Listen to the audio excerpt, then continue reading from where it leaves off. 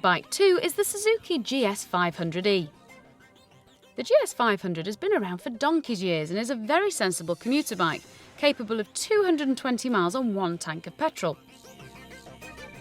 It's the lightest of our three contenders today, weighing in at 173 kilos. It's as basic as they come, but if it's traffic busting that you're after, then it's fine. It's also in the lowest insurance group, a nice cheap Group 7. The GS is an ideal commuter with sporty handling and a big bike feel, but the finish isn't all that brilliant. So Alistair, on to bike number 2. Indeed, yes. The Suzuki GS500. What do you think of it? Bit dodgy. I'm not quite sure if I like it or not, to be honest. It's a little disjointed. It's a little disjointed, yes. It looks like a bit like a kick bike. It's neither one thing or the other. Yeah, I mean, we've got the kind of bandity, retro, nice-ish quite naked nice, thing. Nice-ish, but the rear end... 70s, 1970s, it reeks of to me. Absolutely. And the build quality, just looking at it, I'm concerned about. I mean, obviously Suzuki, anything over 600, 600 plus. 750, beautiful, but yep. This one I'm not too sure about, I've got to say. No, I'm with you, I'm not sold on it. Yeah. But it may redeem itself. You never know. Yes, it may. I mean, what do you think of this as well? The clock's, again, a bit off-putting, but we'll see when we're riding on it. But at the moment, it's just very, very basic-looking bike. It's not appealing to you at the moment. It doesn't appeal at all. But you never know. It may just grab you. It may ride like a dream. It may. Get your helmet on and let us know. Excellent. Suzuki added the GS to its range in 1989 as a cheap sports bike and hasn't been changed much since. Alistair is riding the 99 model, priced at £2,000. The engine is a parallel twin that has a good reputation for reliability. The chassis gives plenty of feedback and it's a very easy machine to maintain.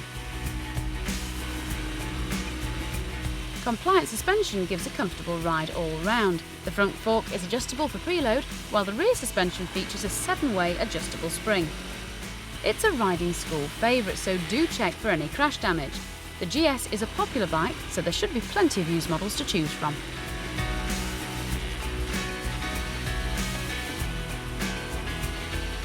So, Alistair didn't like the looks of the Suzuki, but how did it perform? Alistair? Awful. It rides the way it looks. It's just awful. Really? Yes. Well, talk me through it. Well, the handling's bad, very loose. The rear is just so loose. There's no feel to it at all. The brakes are very sloppy, very spongy. No feel in them at all. And I couldn't see out the back because the mirrors are fairly bad as well. So all in all, it was just awful. Is it comfortable? No. I can't even say it was comfortable. And there's not even any fairing to protect you There's from no the wind. fairing. I mean, obviously, the first thing I feel is that you feel very exposed, but there's just no comfort. There's no feeling of confidence in riding a bike at all. Really? I'm afraid not. Goodness gracious. I mean, it's £2,000. Yes, I can think of better ways to spend my £2,000, I think, yes. I mean, it feels like a hairdryer, it sounds like a hairdryer. I mean, for me, to be honest, the engine and everything about this bike actually doesn't look particularly cherished. No TLC. No. And as we said before, disjointed. It does look like that. And obviously at the back end... Yes. It's like riding two different bikes. The front and the back, there's no symmetry at all. Really? Very strange feeling bike. Is there anything you can think of that's all right? I'll be getting off it soon. That's Good it, I'm sorry, that's all I can say. Really? Oh my goodness. Well, I don't even go to the scoreboards, to be honest with you, because I don't even really like the paint job. I don't know. Well, there you go. I mean, goodness, well, we love Suzukis. We do love Suzukis. Just not yes, this not, particular just one. Not this model. Okay, well, shall we go to the scoreboards then I think see what we you give should, it? yes.